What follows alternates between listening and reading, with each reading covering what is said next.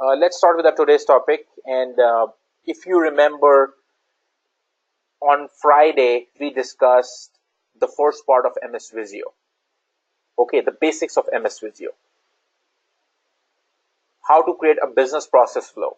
How to create any diagrammatic representation in Visio. The significance of a swim lane diagram. Okay, swim lane diagram is nothing but a business process flow. But there are segregations in terms of departments, in terms of modules, which would be responsible and carrying out certain processes.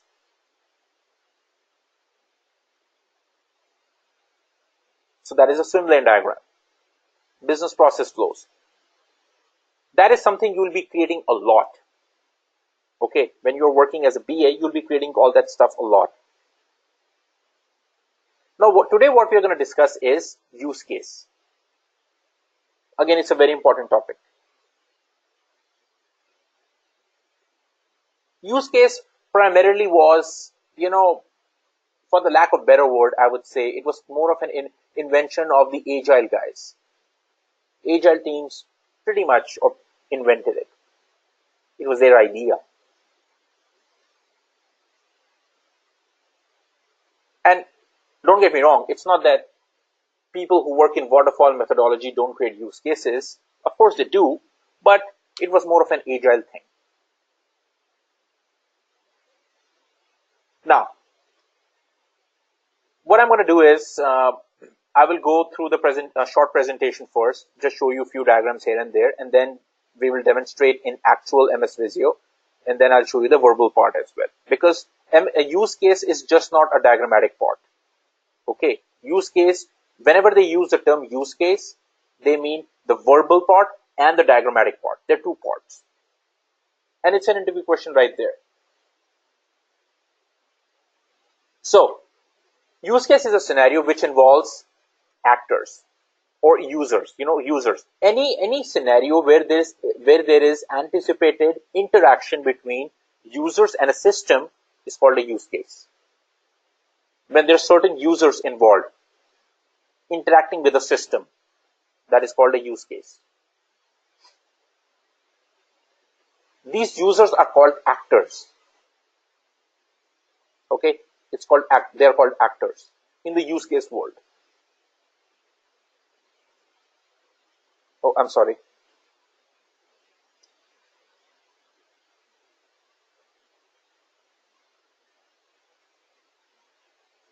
Now, let's take the example of Netflix.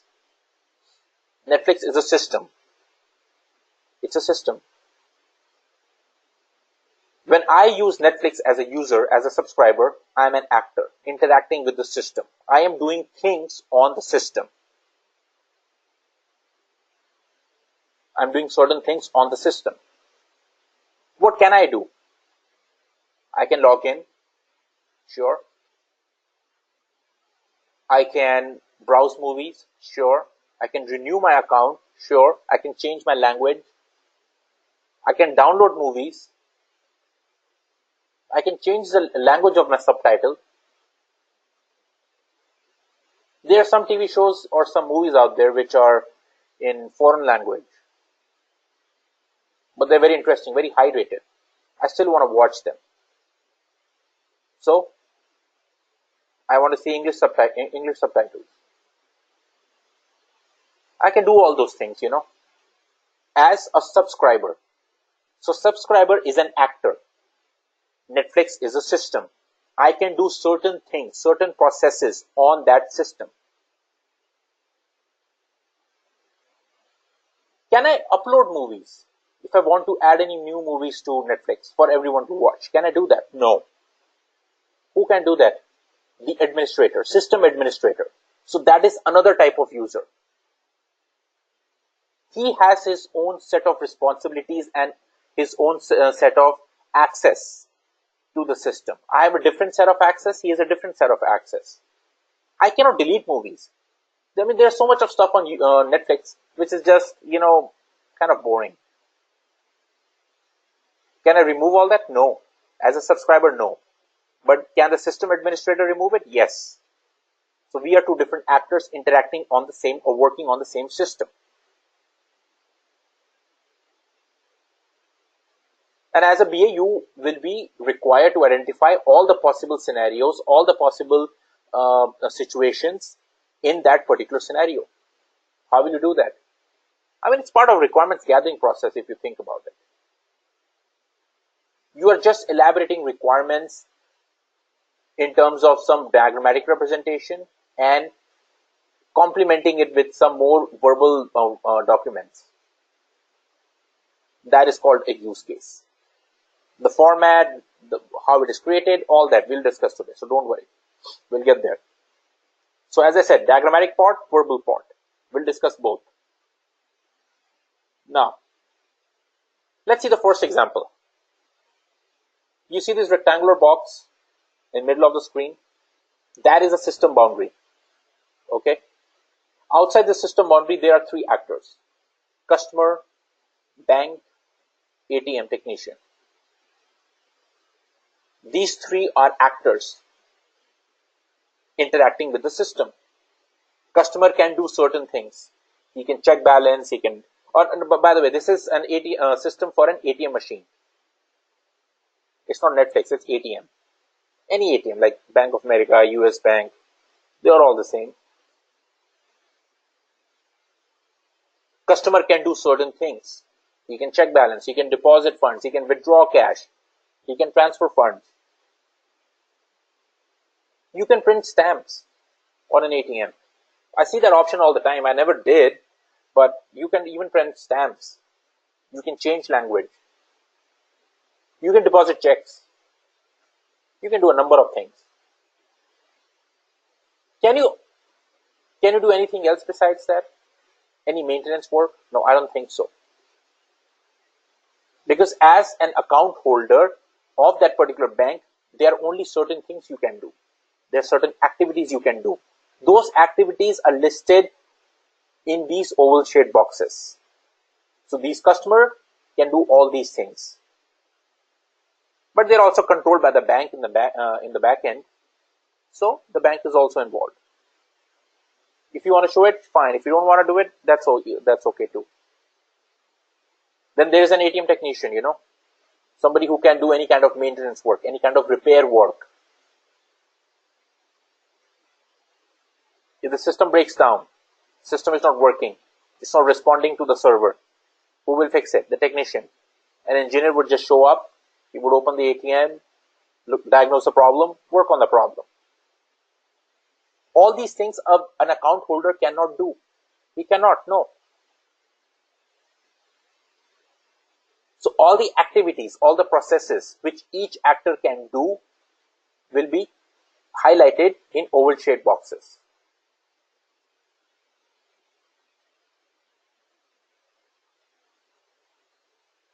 I'll show you how this is created.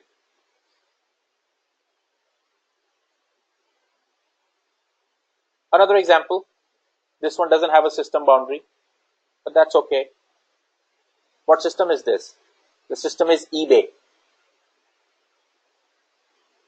There's a buyer and there's a seller. What all other things buyer can do? On where? On the system. What system? eBay. He can create an account. He can search for items. He can place a bid. He can purchase an item. There are many other things which he can do, but just for the sake of our conversation at this point, yeah, these are all the things a buyer can do. What a seller can do, he also can create an account. He can search for listings. He can create an account. He can create an auction for items he wants to sell, and then he has to ship those items. Just like Amazon, people sell books and stuff on Amazon all the time. I bought so many used books on Amazon from people who have owned those books in the past, and now they're selling it on Amazon. They list their products. I like it. I buy it. I know it's used, but that's fine. I end up saving a lot of money, so why not? So I am a buyer. He is a seller. I can do certain things, and he can do certain things. Those things, those activities have to be listed diagrammatically, like this.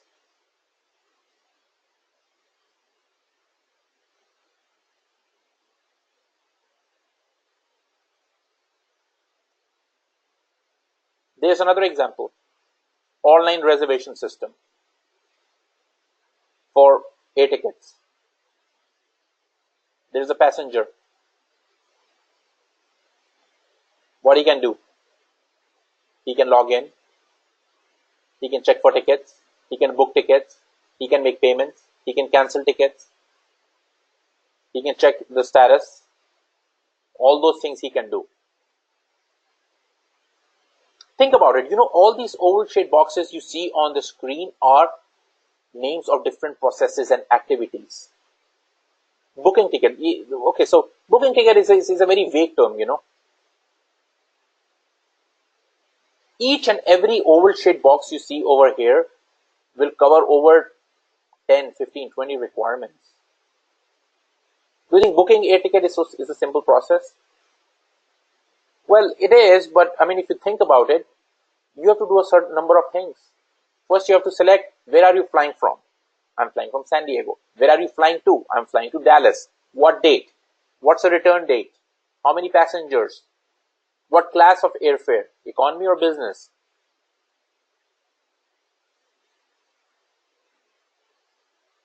Then you select the timings. You don't like the timings, then you just decline it. You like the timings, you like the fare, you select it. Then you input your credit card information, your name, first name, last name, security code.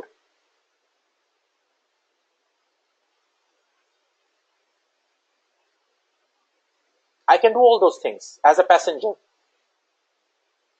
And as an administrator, he can do certain things.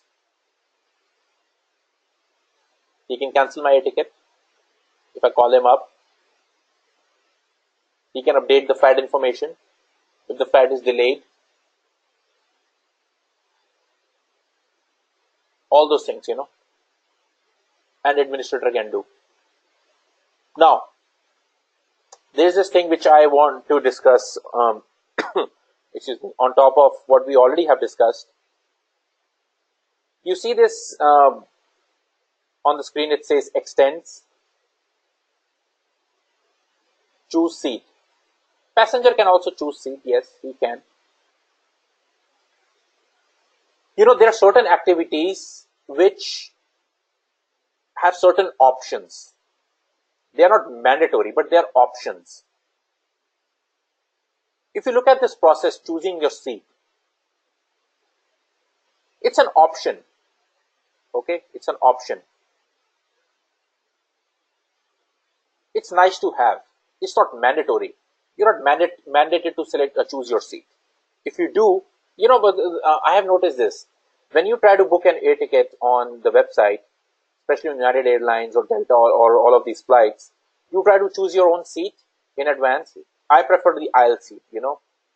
If you if you go for an aisle seat, you'll have to pay extra. You'll have to pay extra at the time of reservation, like $7 or $15. I always refuse it. I say, you know what? I don't care what seat it is. I'm not paying extra at least. So it's an option. So whenever there's an additional feature, something which is not mandatory, but it's an optional feature out there, that is called extend. It's an extension. There's an extension and an include, and I'll show you what they are and how they are created. Okay. This uses is not very critical. For payment, of course, you need to validate the card. This guy, whoever created this diagram, I pulled all of these from the internet, of course. Uses is actually include. Okay, and I'll tell you what include is and how it is created in a second, relevant to our example. So my point is, this is how a use case looks like, the diagrammatic part, all three of them. Okay. Now, what I'm going to do is, first I'll demonstrate how to create this, and then I'll show you the verbal part. So just give me a second here.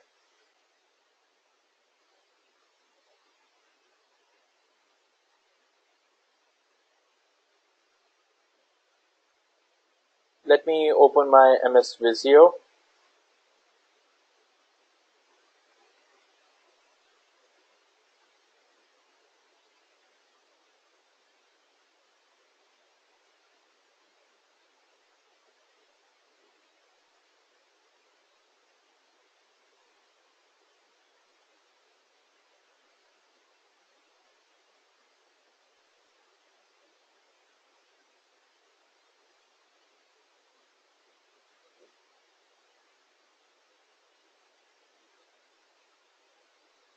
I think you should be able to see my screen now. Yeah, can you all see my screen? Again, I did have to pause for a second. Yes. Okay, so whenever you are on MS Visio, okay, what you do is you go to this more shapes on the left. Okay, more shapes, and then you go to software and database, and then it's not database. I think it's software. Yeah, software. Under software, there is use case. Yeah, here it is. UML use case. Okay, so all the shapes and everything is here. Now, system boundary. Just drag and drop. Just like the last week. Okay, just drag and drop. You want to reshape it? Sure, let's do it like this. Now, these are the actors. Okay, this is the actor. Let's name the system. By the way, we are using the example of an ATM machine. Okay, ATM machine system. It's simple. I mean, everybody knows how an ATM works. So let's use that example. And then this actor, I'm going to use the text. You see, you may have noticed that I selected text from the top panel here, and I'm going to call this as an account holder. Increase the font size a little bit. That's good enough. Oh, sorry, not use case, but another actor. We'll name him in a second. Anyways, go back to the pointer tool. Let's select a process. Okay, just increase the size of this. It's a decent shaped, decent sized process box for us. So what I'm going to do is, since this is already selected, I'm going to do Control C and few Control V's. Why am I doing this? So that I don't have to drag and drop this again and again. Okay, so it's easier that way. It's just convenient. That's all it is. If you want to drag and drop again and again, it's your choice. That's okay, but why not save time if you can? Okay.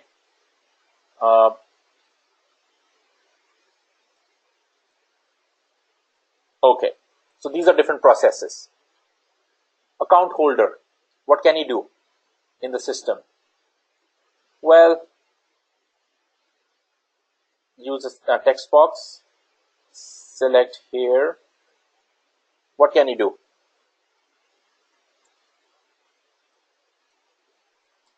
Withdraw cash, right? What else?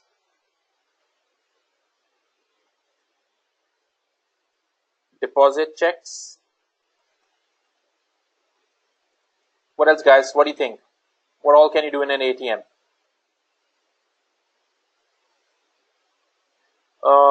Print stamps. Yeah, go ahead. Check balance. Check balance. Yeah, that's a good one. Of course. These days, people, I mean, just for the sake of conversation, of course, you can do all these things on an ATM, but these days people just open their phone app and then they can check their balance. Okay, but it's not a complete replacement of ATM machine. People still have to go to ATM machines for cash and other things. And on top of that, all these processes are still available on an ATM. It's just that it's more convenient these days to open your phone and just check all those things and um, um, do a number of things. What else can you do? Withdraw cash, deposit checks, print stamps, check balance. What else? Um, Change language.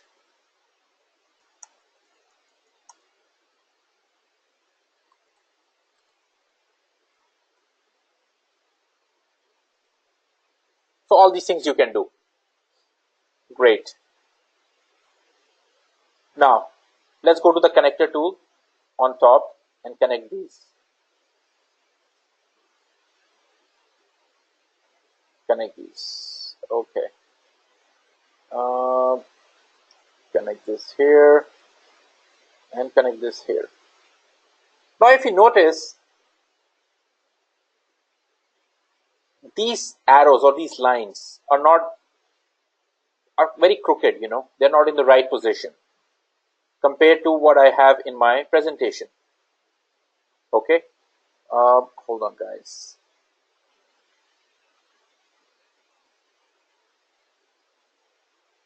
If I compare it to my presentation here, they are straight lines, and here if we look at it, they're all crooked. So what I'll do is I'll select the line, these connectors, I'll right click on it and select straight connector. Okay, straight connector.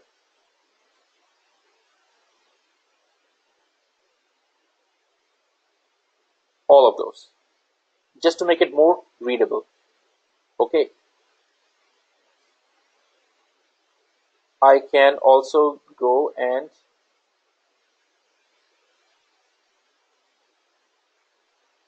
remove the arrows because that's not necessary. Okay, I go to format, line, and remove it, make it none.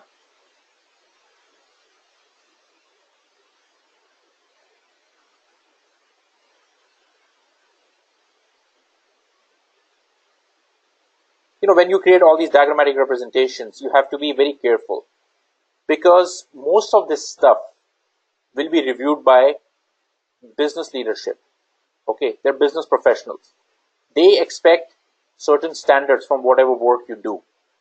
Okay, when you talk to these people, when you talk to all these business stakeholders and ask them questions and talk to these SMEs, ask them questions, get an understanding of what needs to be done. You understand the requirements.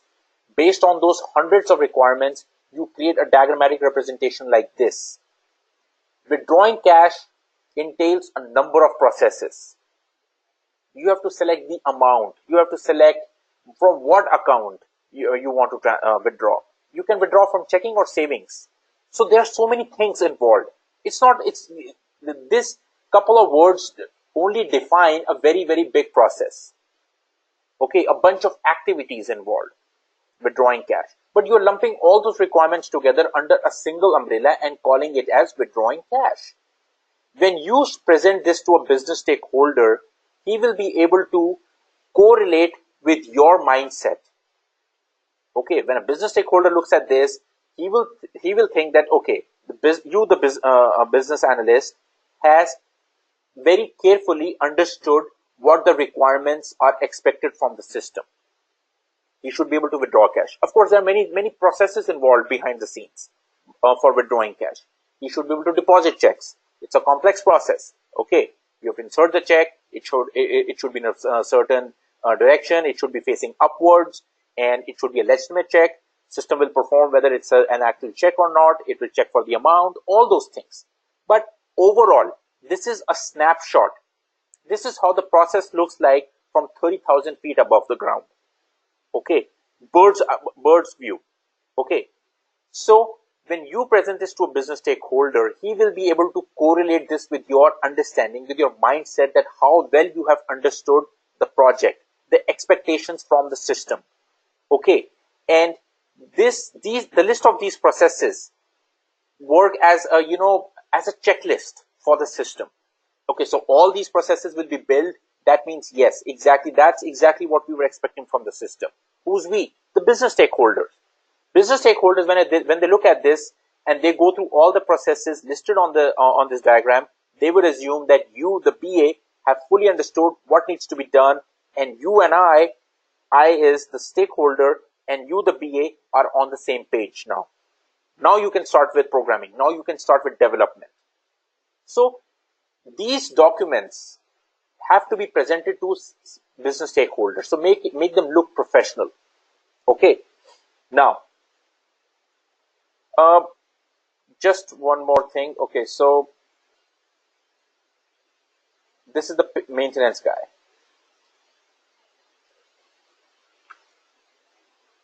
You can call it technician. Okay. Increase the font size, and then,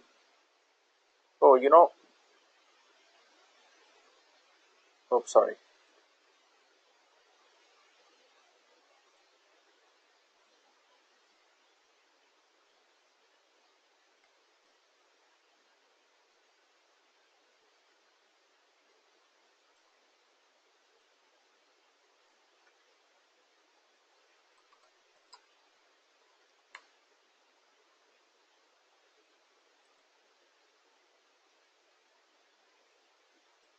System upgrade and um,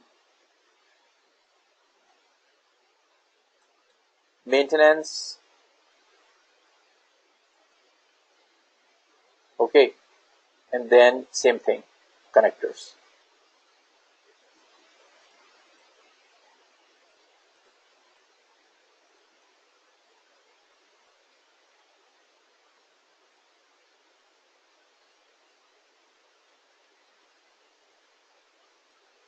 Now, if you remember, I discussed certain aspect of use cases.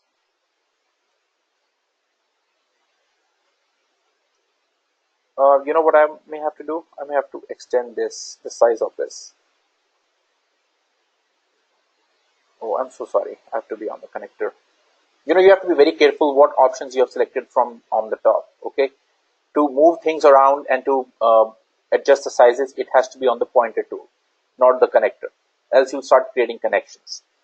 Now, what I'm going to do is,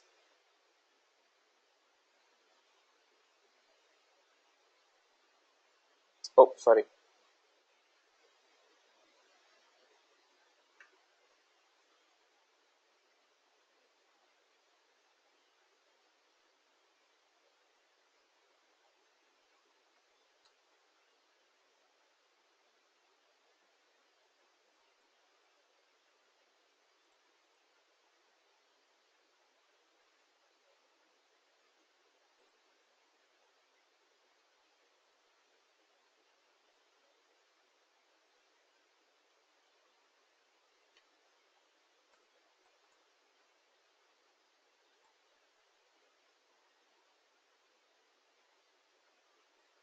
Okay, so just oh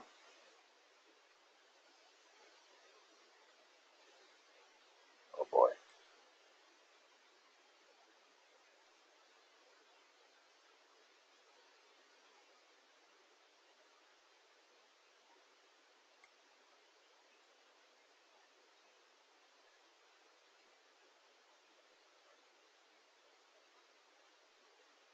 Just hang in there for a second, guys. I'll explain what I'm trying to do here.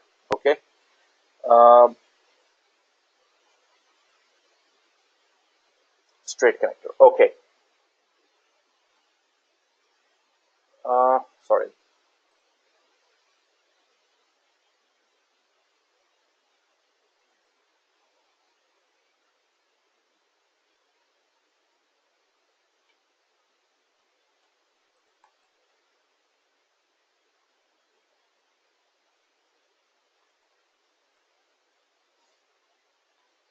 Now, try to understand this. These are different processes: withdraw cash, deposit checks, print stamps, check balance, change language, all of these things. Okay. You can do all these things. As an account holder, you can do all these things.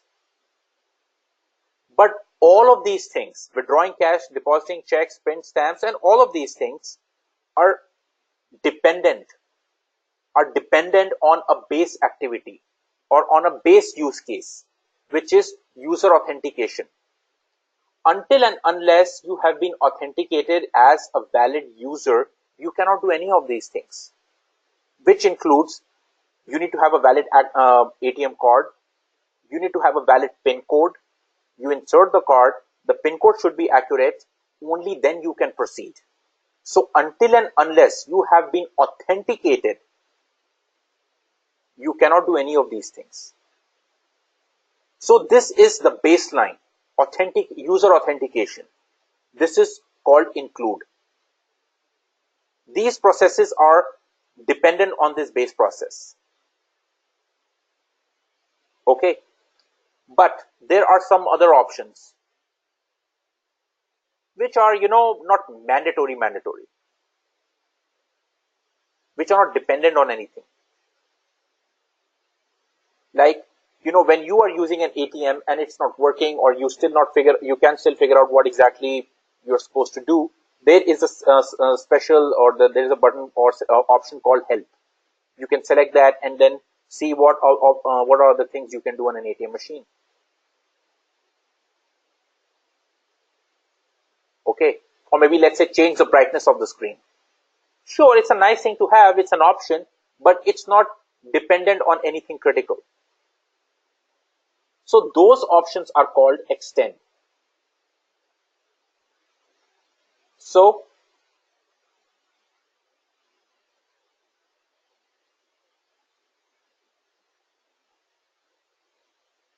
this help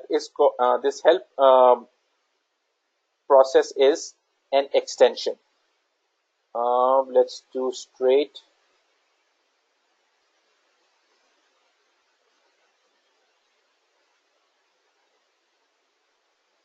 It has become a little messy, but it is what it is, guys.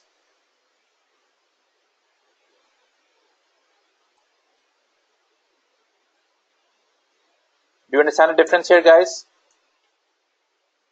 Something which is mandatory, okay, something which controls is called include. That process is all the processes are dependent on this process, or dependent on this, so they are included in this. But something which is just optional, something which is just an addition, it's not dependent. Okay, it is independent, it's not dependent at all, it stands on its own, but it's not critical part of the process, like changing the brightness, or maybe selecting the help option. That is called extension. So include an extension. By the way, these arrows are not the best arrows, and of course you can play with it. I'm not gonna spend too much time on this. You can go to the format, and you can make it much more readable, okay, instead of these wide arrows. You know the drill. I mean, you can play with it, right? Like this. And also these include and extend, they are never tagged as solid lines. They're always tagged as, let me show you.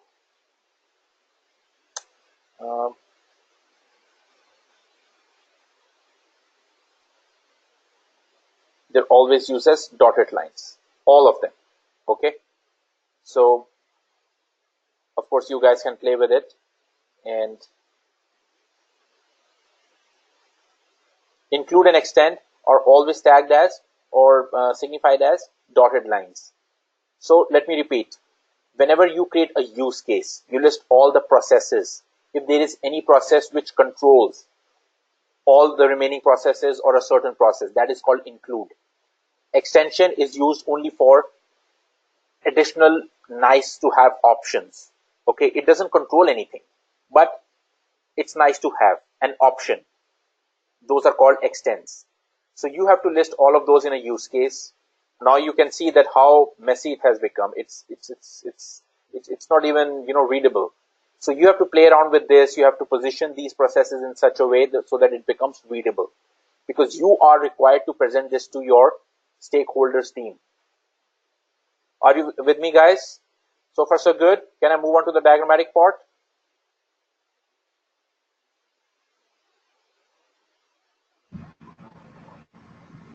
I'll wait for your questions.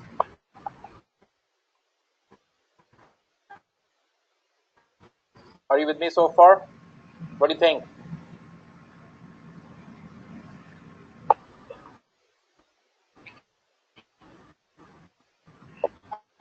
Yes. Okay. Sir.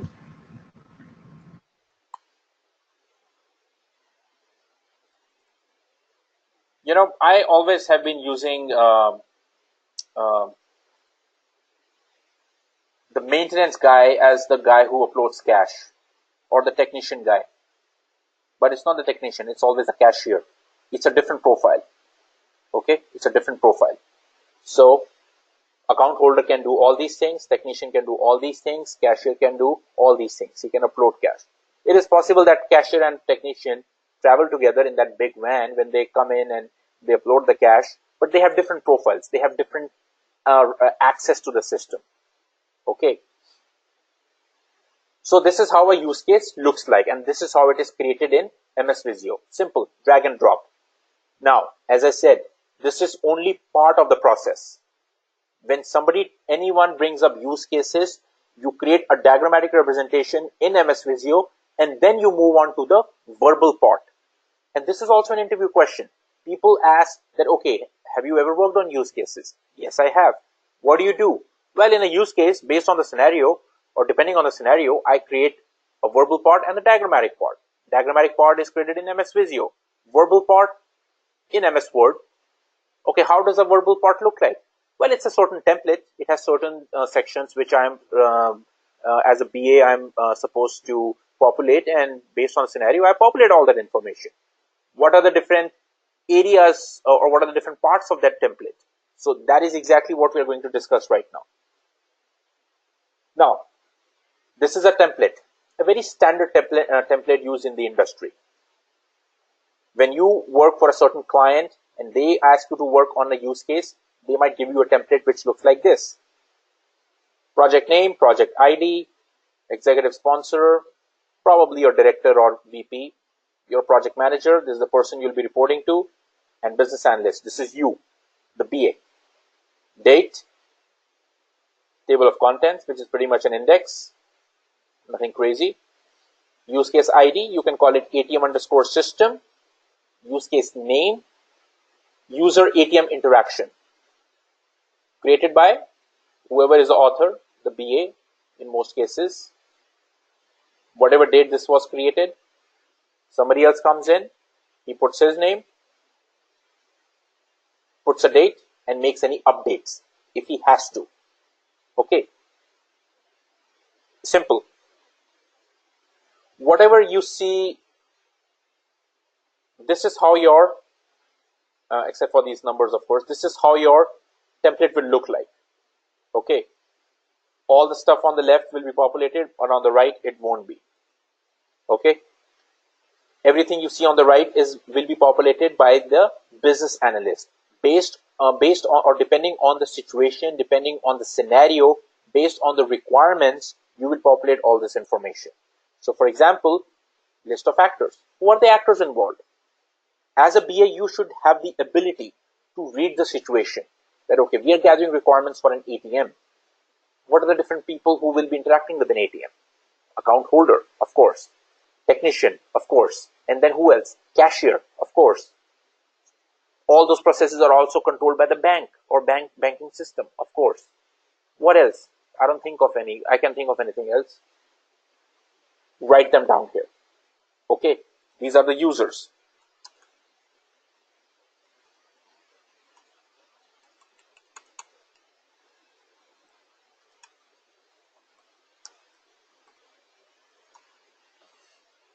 Sorry. Description. What is the description of this scenario? Okay, this use case highlights a scenario where a customer or an account holder is able to do certain processes, including withdrawal of cash, depositing cash, or deposit of checks, and among other scenarios with his account. And it also covers a technician, where a technician can periodically upgrade the system or make changes to make system related updates to the system, and all those things, right? And then a cashier will be able to upload the cash. Just a high level business description of this use case. Okay, nothing too much into detail or technology. Trigger. What's a trigger? What triggers this scenario? How does this scenario get started? How does a Netflix get started? You have to open the app, input your login credentials, username and password. That's when the system gets triggered. How does an ATM system get triggered? You have to insert your card, valid ATM card, and a valid PIN code. Valid ATM card and valid PIN code. When you do that, system is triggered, system is initiated. All those things which triggers that particular system, you list them. Preconditions. All those conditions which should be true to initiate the system or to start this process. It's pretty much trigger, to be honest. All those conditions which should be true so that the system can be started. It's pretty much an expansion of trigger. It's not exactly trigger, but an expansion of trigger. If I want to use an ATM machine, what are the preconditions? Valid ATM card, valid PIN code, yes, of course, and a valid account. I have to have an account with the bank. Of course, I mean, unless you have an account, you're not going to have a debit card and a PIN code. So having an active account, having an active card, having an active PIN code, these are the preconditions. Until and unless these conditions are met, system will not work. That's precondition. What is the post condition? All those conditions or all those situations out of which at least Rohit, can you mute yourself? Yeah. All those conditions out of which at least one should be true to deem the scenario is successful. When I go to an ATM machine, there are certain things I can do. I can withdraw cash, I can deposit cash, I can print stamps, I can do all the check balance, I can do all those things, right? I should be able to do at least one of them, the one I want. At the end of this scenario, what are all the conditions, what are all the possibilities which will deem the success or which will decide the success of this scenario? When I open Netflix, of course, I need to have a valid account and all that. That's precondition. But once the process is started, once the Netflix is open, what all are the things I can do? I can watch a movie, I can download a movie, I can add something to my favorites, all those things, right? I should be able to do at least one of them. The minimal guarantees. Only then the project can be deemed successful, that okay, yes, all these are possibilities, all the possible outcomes. They're called post conditions. Write them. You are the business analyst. You are verbally describing each and every aspect of the system so that programmers can understand and write the code on the basis of this information. Programmers and developers, they are not responsible for understanding that what needs to be done. You are responsible for understanding what needs to be done.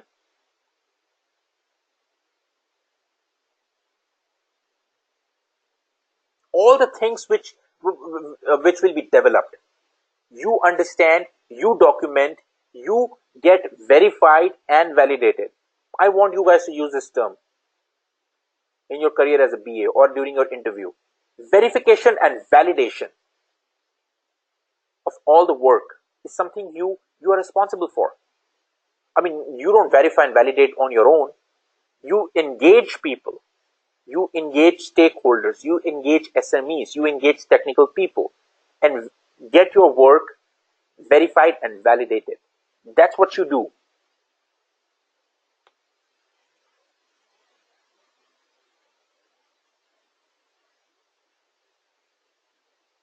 Post conditions, write all of them so that the programmer understands these are all the possible consequences, outcomes.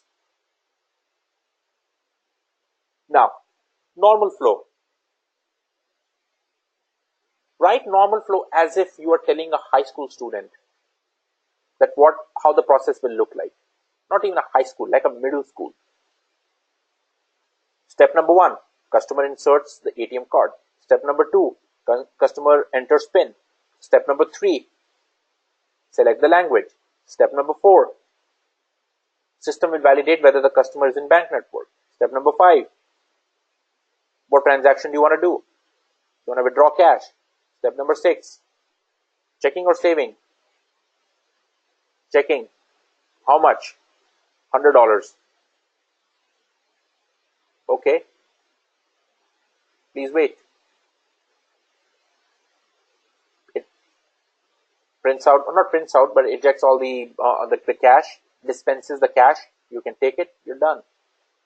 You are describing the normal flow of the system step by step, as if you're telling a middle school kid that this is how the system will work. When you write this, business stakeholders read this, they like what they see, programmers read this, they like what they see, or they understand what they see. It's not up to their liking, it's up to their understanding. If they understand what they see, what they read, wait, they're going to write a very wonderful code. Amazing. Everything will be perfect. There will be bugs, but they'll be fixed. There's no room for misunderstanding the requirements, because you have clearly spelled out how the system will work, how each step after each step after each step will work. That is called normal flow. Now, try to understand this. And this is based on my personal experience, to be honest. When you go to an ATM machine, I have a US Bank ATM card, by the way. Okay. And I always try to withdraw cash from the US Bank ATM.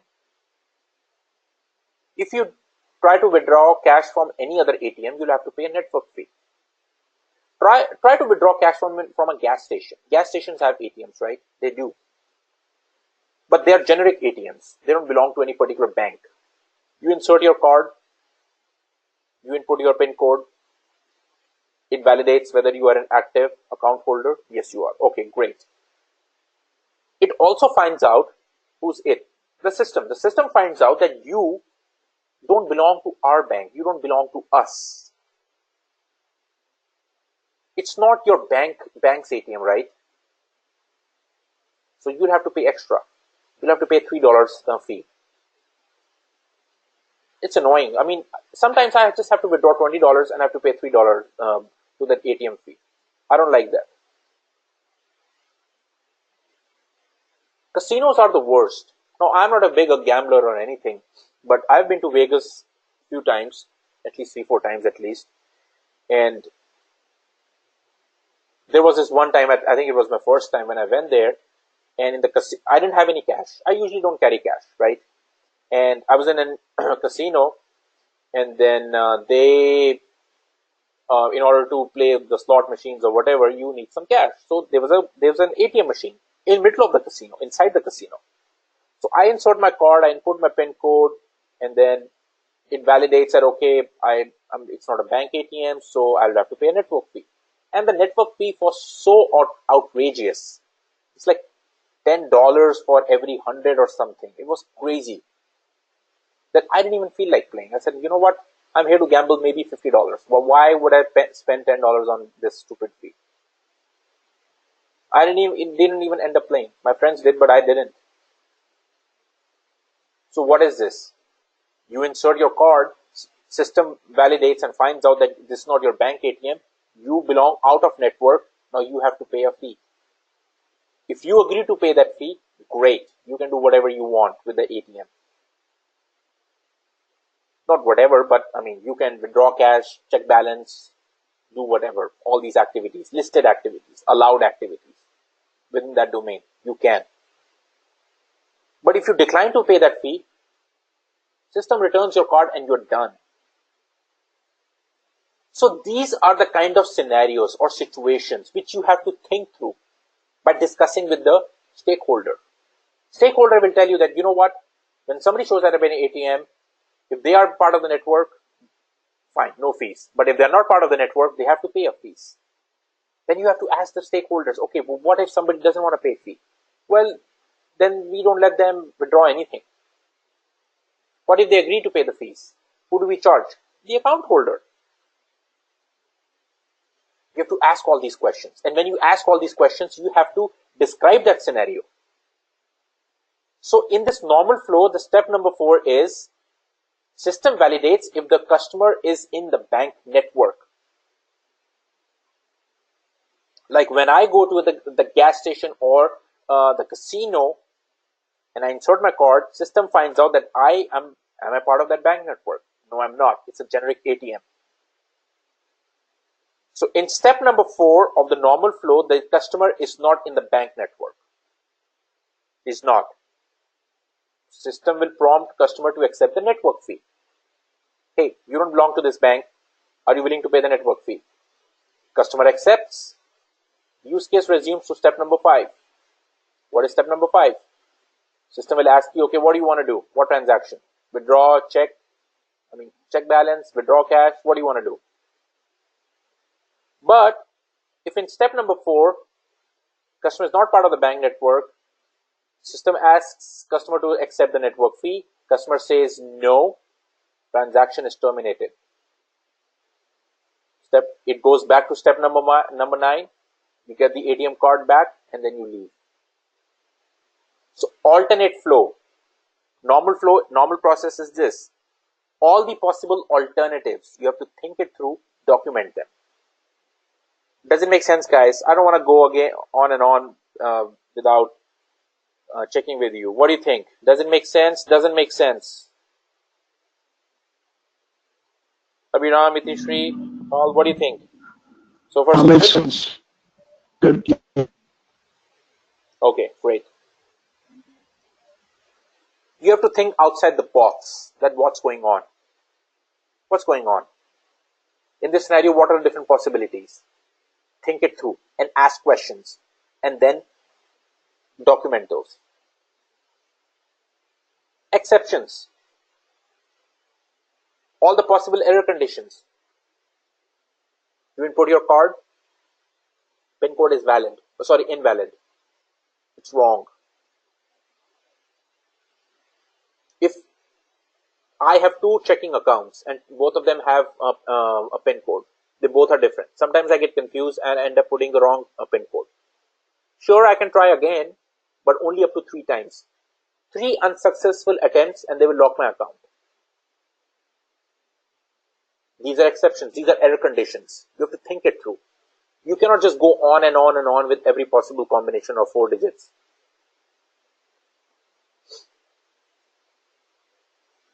So in step number 2 of a normal flow, excuse me, if the customer enters an invalid PIN, transaction is disapproved. Message to customer to re-enter PIN. He enters correct, resumes back to step number 3. But going on and on up to 3 times, system will lock the account. You have to document all that. It's not documented here, but you have to document all that.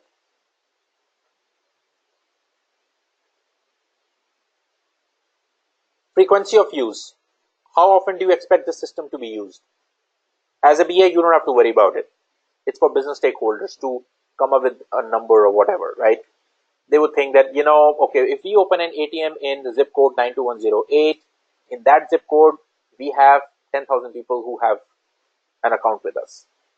So, and usually people go to an ATM in the morning or until 8 in the evening. So, in the daytime, at least 30 people or maybe 20 people an hour. In the night time, only 10 people an hour, whatever.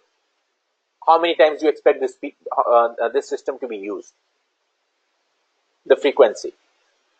Business stakeholders come up with a number, you put it down. You don't have to brainstorm. It's their responsibility. Okay? Special requirements. You are an IT team. You are an IT team. Okay? You are building a system. You have to think of all the non-functional requirements. Not you as a BA, but other people involved in the team, the technical people, the engineers, network engineers. That if an ATM is connected to the bank network, ATM is not an independent system, right? It is connected to the bank network. When you withdraw cash, it is interacting with your bank server and finding out how much money you actually have. So when you are creating a system like this, how much is the bare minimum internet speed you need, what kind of language you will be using, all the performance based non-functional requirements. I think we discussed non-functional requirements the other day. The performance based requirements, internet speed, network standards, encryption, decryption, something which supports the system. It has nothing to do with functionality, but it supports the system. Right now, we are using this GoToMeeting to facilitate and attend this training session. This GoToMeeting requires a specific amount of internet speed, the bare minimum, like 30 kbps, for example. Below that, this GoToMeeting won't even work. Who decides that? All these network engineers. They decide all that. They come up with these numbers. They tell you. You just document it. So special requirements is all related to non-functional and performance-based requirements. Something which supports the infrastructure of the system. It has nothing to do with functionality. Nothing to do with withdrawal of cash or deposit of checks. Nothing. Special requirements. As an IT team, you're building a system, and you're building a system based on certain assumptions. Now, I remember I said a BA or an IT team doesn't assume anything. I understand that, but let me clarify this.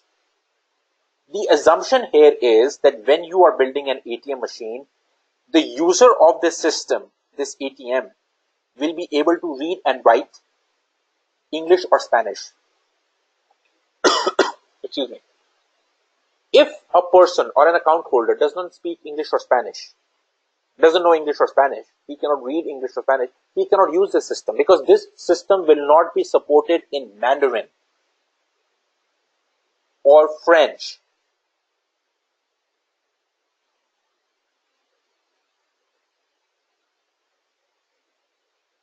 People who live in Canada, they have ATM machines over there. Their ATM machines are the support two languages, English and French.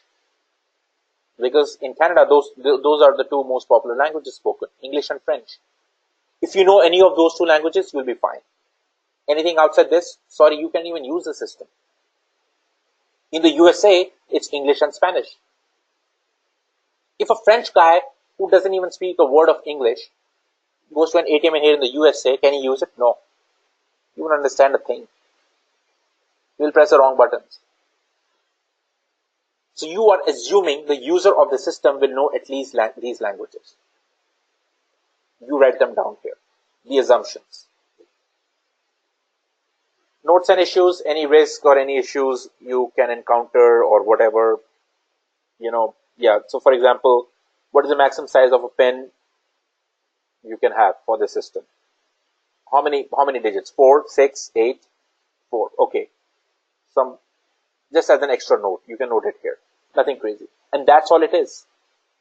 If somebody in an interview asks you, in a use case, verbal and diagrammatic, what do you do in verbal?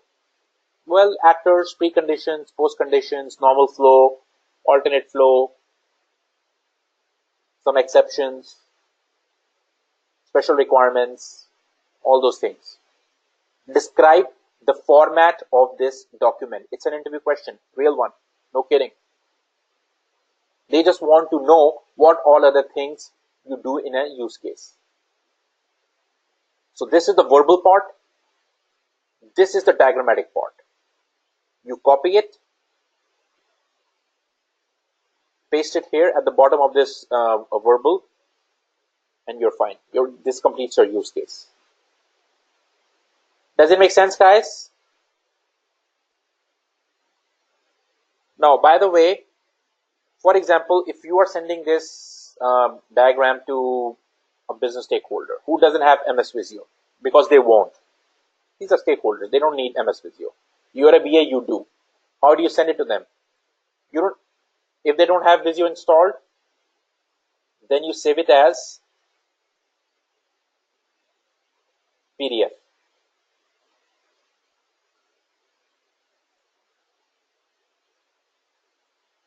Okay? You can save it as PDF. Of course, you have to clean this up. Excuse me. All of these lines have to be dotted, include and extend.